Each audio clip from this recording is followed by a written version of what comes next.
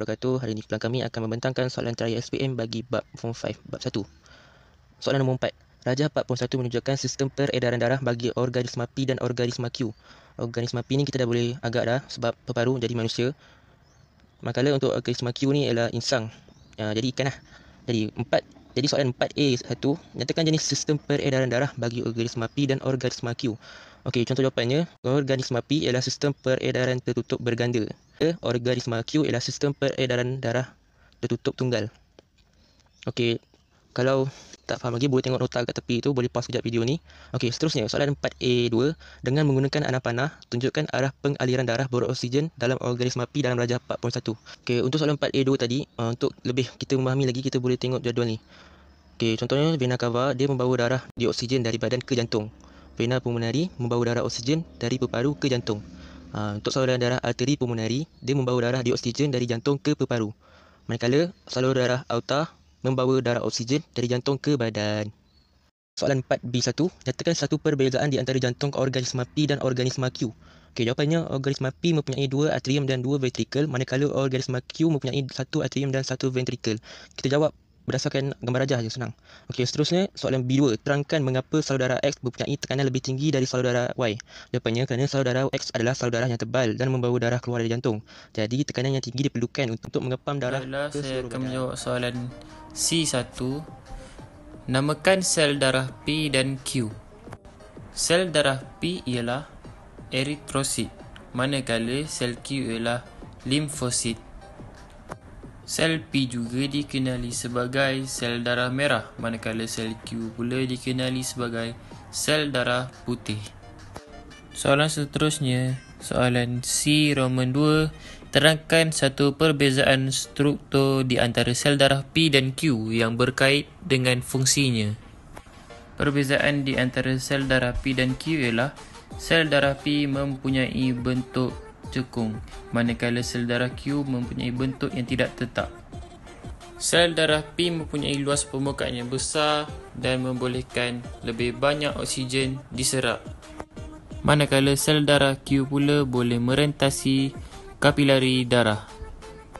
Sekian sahaja daripada saya. Terima kasih. Jangkitan virus denggi yang dibawa oleh nyamuk Aedes. Jangkitan virus denggi akan menyebabkan perubahan aras platelet dalam darah dalam seseorang individu. Dalam gambar rajah dia tunjuk kalau orang normal, bilangan platelet dia normal kan. Tapi kalau orang terkena demam denggi ni, bilangan platelet dia kurang.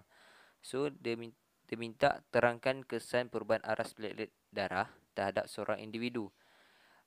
Untuk contoh jawapan dia, kita bagi tahu aras platelet dalam darah akan berkurang.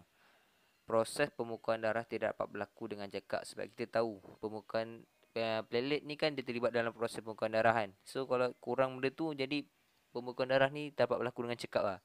Lepas tu akhir kali kita beritahu individu tersebut akan mengalami pendarahan teruk apabila terluka. Kita tengok soalan dulu. So kalau kat sini kita tengok rajah 4.1 menunjukkan sel darah dalam manusia. So kalau kita tengok dalam rajah ni ada beberapa jenis sel darah lah. So kalau kita tengok soalan 4 ini, soalan minta namakan sel darah P dan Q. So kita tengok P tu adalah sel darah putih ataupun kita boleh sebut sebagai leukosit. Dua-dua boleh guna.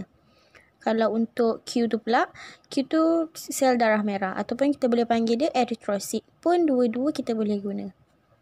Okay, kita teruskan dengan soalan B pula. So, B ni minta terangkan fungsi R dalam mekanisme pembekuan darah. So, kat sini ada 3 markah. So, make sure kita kena ada 3 point lah.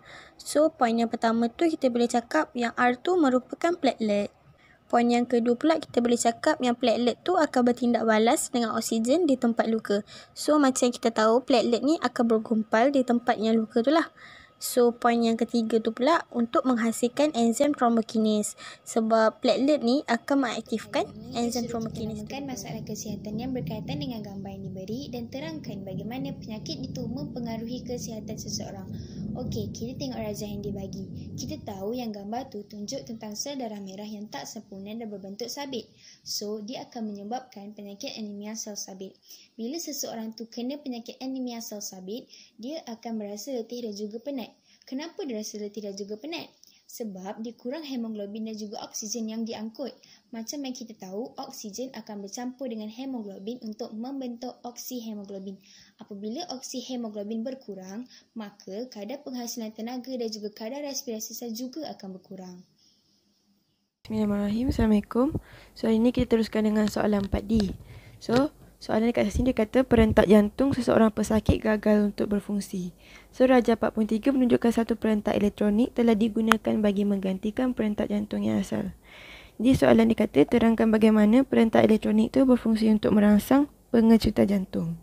Jadi, kalau kat gambar ni, kita tengok kat sini, yang ini adalah perentak elektronik tu. So, kat sini kita tengok dia macam ada wayar-wayar yang bersambung dekat jantung tu. So sebelum kita explain macam mana perentak elektronik ni berfungsi, kita kena tahu dulu macam mana perentak jantung yang sebenar berfungsi dalam jantung kita. Jadi kat sini jantung ni kita tengok dia macam ada 4 bahagian utama kat sini. So bahagian atas kita panggil dia sebagai atrium, bahagian bawah kita panggil dia sebagai ventricle. Jadi, pemisah antara atrium dan ventricle adalah dia dipisahkan oleh injap.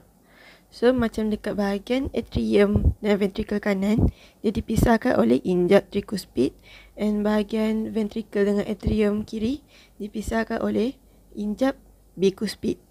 Jadi, kalau bahagian kiri dan kanan jantung, ia dipisahkan oleh septum. Yang kat tengah-tengah ni adalah septum. Jadi fungsi jantung ni kita tahu adalah dia fungsi untuk mengepam darah ke seluruh badan.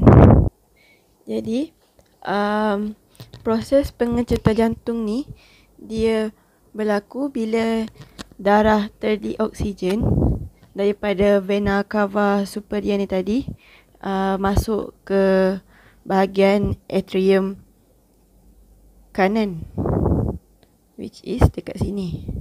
And untuk darah yang beroksigen, dia akan masuk daripada aorta. Tak. Okey, maaf daripada vena pulmonari kiri, which is dari sini masuk ke sini. Ini untuk darah beroksigen. Jadi, bila darah terdioksigen dengan beroksigen ni masuk ke bahagian atrium, which is bahagian atas jantung tu, dia akan menghasilkan satu impuls. Jadi dekat bahagian atrium kanan jantung ni akan ada satu nodus yang bernama nodus sinoatrium.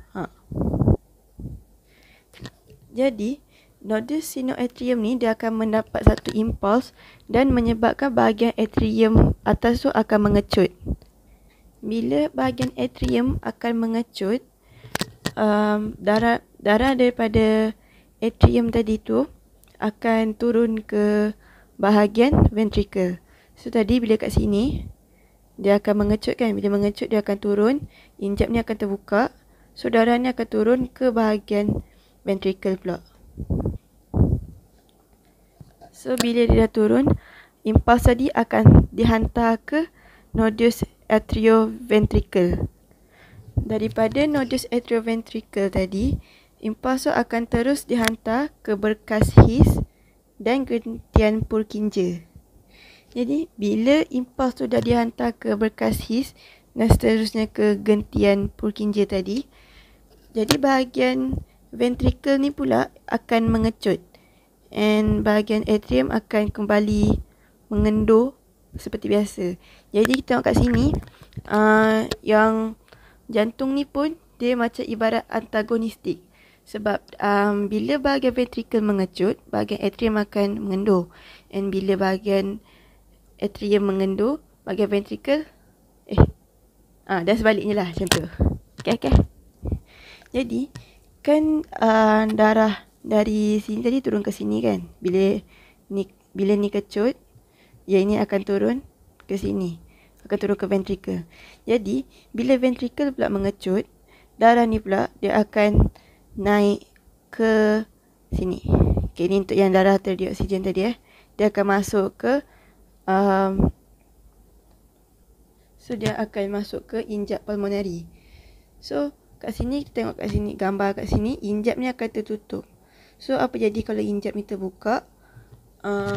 Darah tu dia takkan macam mana, dia takkan sehala.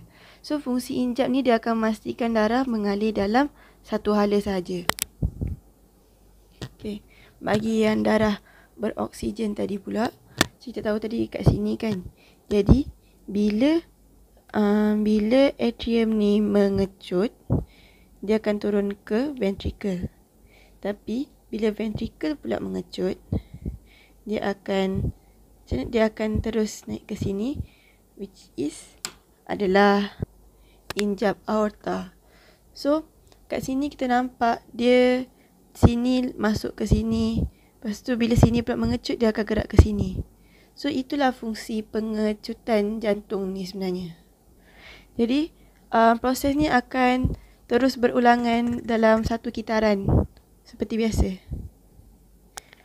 Tapi andaikan tiba-tiba seorang pesakit ni, dia punya nodus sinoatrium itu rosak. Bukan rosak, dia macam tak dapat berfungsi seperti biasa kan. Jadi sebab tu akan kita ada satu alat elektronik, iaitu perentak elektronik yang akan berfungsi sebagai nodus sinoatrium. So dia akan sambung seperti ini. Jadi kita nampak kat sini dekat dia punya perentak elektronik ni. Jadi perentak elektronik ni dia sambungkan, and alat dia tu dia letakkan dekat luar sangkar rusuk. Maksudnya betul-betul bawah kulit pesakit tu. So kalau kita tengok gambar ni, kalau kita abaikan sangkar rusuk ni lah, kita nampak gambar dia sama macam gambar soalan tadi, di mana dia menggunakan perentak elektronik. Perentak elektronik. Jadi perentak elektronik ni fungsi dia hampir sama. Dia ibaratkan menggantikan atau berfungsi sebagai nodus sinoatrium. Jadi kita kembali kepada soalan. Jadi tengok soalan ni, dia ada 4 markah.